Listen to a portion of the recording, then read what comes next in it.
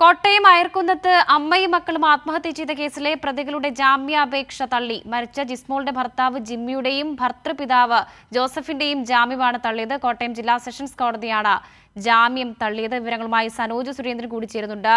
സനോജ്, വിവാഹം കഴിഞ്ഞ് 6ാം മാസം മുതൽ ഭർത്തൃവീട്ടിൽ ജിസ്മോൾ പീഡനം അനുഭവിക്കുകയായിരുന്നു എന്നുള്ള കാര്യങ്ങളൊക്കെ ജിസ്മോളുടെ പിതാവ് മാധ്യമങ്ങൾക്ക് മുൻപിൽ ഒക്കെ വെളിപ്പെടുത്തിയിരുന്നു. ഇപ്പോൾ ഈ ജാമ്യാപേക്ഷ തള്ളിക്കൊണ്ട് കോടതി വ്യക്തമാക്കിയ കൂടുതൽ കാര്യങ്ങൾ എന്തൊക്കെ?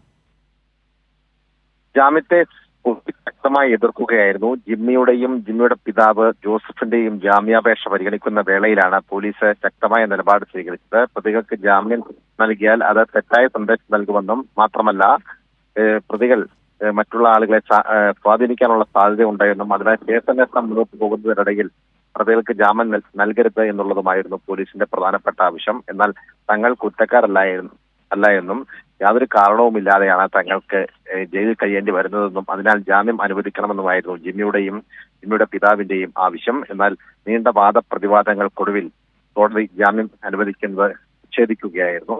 നേരത്തെ ഏറ്റുമാനൂർ കോടതിയും ഇരുവർക്കും ജാമ്യം നിഷേധിക്കുന്ന സാഹചര്യം ഉണ്ടായിരുന്നു. ഇതിന്റെ അടിസ്ഥാനത്തിലാണ് ഇരുവരും ജില്ലാ കോടതിയെ സമീപിച്ചത്.